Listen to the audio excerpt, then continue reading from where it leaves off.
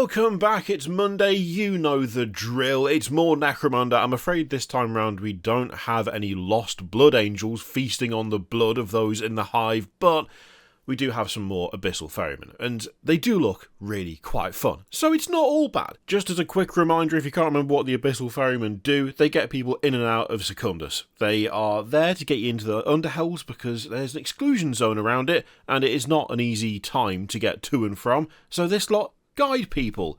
Well, presumably they guide them in there. I'm guessing they don't guide that many people out.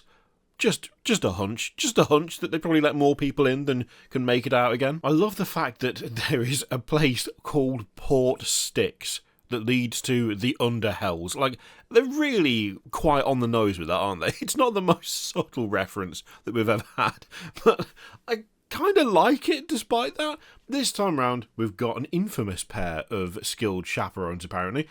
Hagthor Jarlun and Aster Felsturn. Two of the most difficult to pronounce names they've done so far. I don't know why. Hagthor is really difficult, and Felsturn just, it feels wrong in the mouth. That's a weird statement. Let's just move on, shall we? This is the pair of them. We've got a squat, and we've got what looks like a normal human. Admittedly, there is something of a prosthetic arm going on there, but, you know, still normal. I do like the arm, actually. The arm looks janky. It looks a bit ropey. It looks kind of, I was going to say second hand, but that feels like it's almost a pun, but I don't know what it's a pun on. It doesn't look like the most refined piece of technology that you could possibly ask for the purpose, you know? It looks kind of janky. It looks kind of old, a little bit worse for wear, very, very low tech, despite being also kind of high tech at the same time. It doesn't look like the best example of its kind, if you will, but I do quite like that look. It is pretty fun. Plus that massive, like, oh, okay, I see. I thought that there was like a big socket that had been kind of properly like welded into the body, but it's not. It's like an exoskeleton bit, but it's only across the chest. That's actually really fun. I like that a lot. That feels like a quite low-tech solution for the 40k universe, where you see a lot of prosthetic limbs, right? There are a lot of replacement bionic / robotic parts on people, and quite a lot of the time they are integrated to just function as the biological one would. They are a part of whoever it is.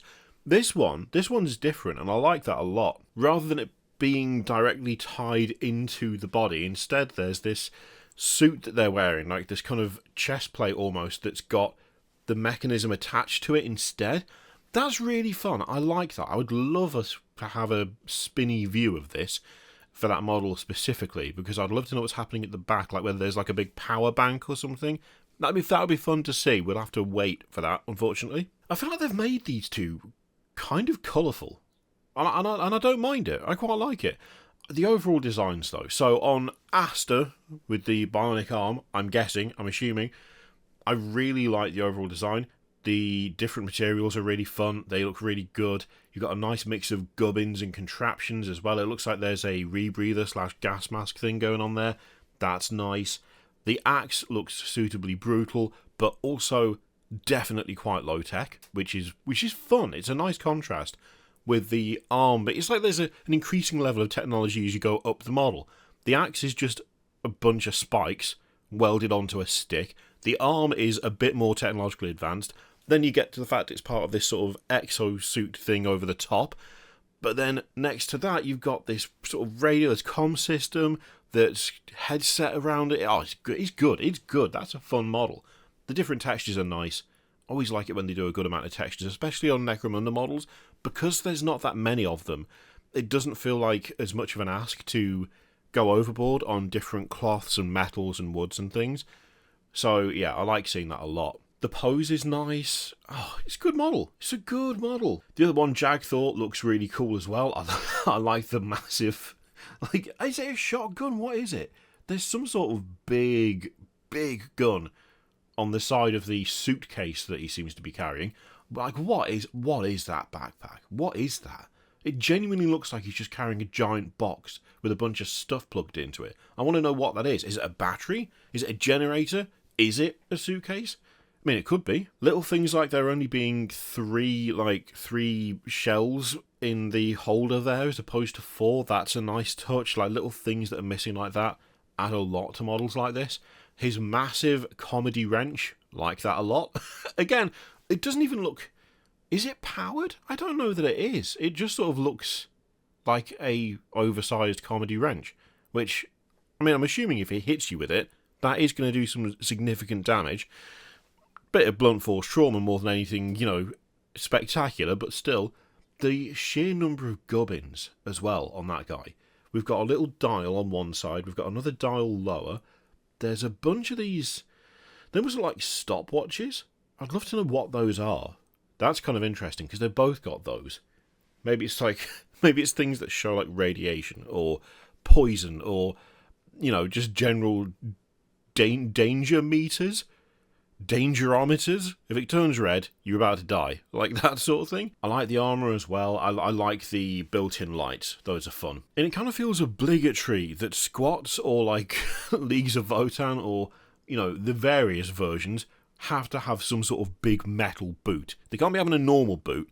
That's not on. It's got to be a hefty, chunky boot. They're not weird freaks. They're not lost Blood Angels or Space Marines. They're not weird floating potato men. But they are good models. And I think, again, that is the consistent thing with Necromunda. Regardless of what they turn their hand to, whether it is something deeply unpleasant and weird, or whether it's just 2 people, they, generally speaking, come out looking pretty damn good. We've got some close-up stuff as well. I do like the texture on the cloth there. The sort of like, I don't know, what is it, quilted? Maybe that's not the right descriptor, but when it's got like the sort of lines down it, I like that a lot. I really want to know what that big box on the back is. I have to know. I must know. We'll have a look at the article in a second. Maybe it'll tell us, although I suspect it probably won't. Yeah, I like these a lot. Loads of character. Tons of character. They look fun and interesting. And they're not like massively overblown, but there's a good amount of detail going on. They're not too busy, but like there's a lot of visual interest. And yeah, the poses are fairly plain, but I don't know. I think there's enough going on with them that you don't need them to be pulling some sort of insane pose between the two of them. I've just noticed that the top that she's wearing, there is stitches in it, so it's been damaged and then repaired at some point. Lovely little detail there. Lovely. So Hagthor is one of the few Ironhead squats to survive the destruction of Jarlun. First stumbled across the tenacious Aster on one of his many expeditions into the ruined Hive. Outnumbered and outgunned, he watched from afar as Aster fought off a dozen brood scum with nothing but a jack wrench and a desire to survive. What a legend. Following her back to Port Styx, Hagthor discovered a place teeming with people plying the extremely risky but profitable ferryman trade. Seeing the opportunity to make a living, he extended a hand. They complement each other perfectly. Aster is willing to take riskier contracts, while the more cautious Hagthor makes sure they don't wind up biting off more than they can chew. Oh, love it. Love a good team up. Aster makes use of a rig known as the Harpy, to which she makes extensive modifications, safe in the knowledge that Hagthor will keep it running no matter how outlandish the tweaks. Her mind is a source of endless innovation, and she frequently turns his hand to fine-tuning vehicles when part of a ferryman team. That's interesting. So, if taken as part of a ferryman team, then during the post-battle sequence, Aster Felsturn may add a vehicle upgrade or item of vehicle war gear to a custom rig. Oh, that's fun. Okay, that's interesting. I like that. That is some good art. That is some really nice art.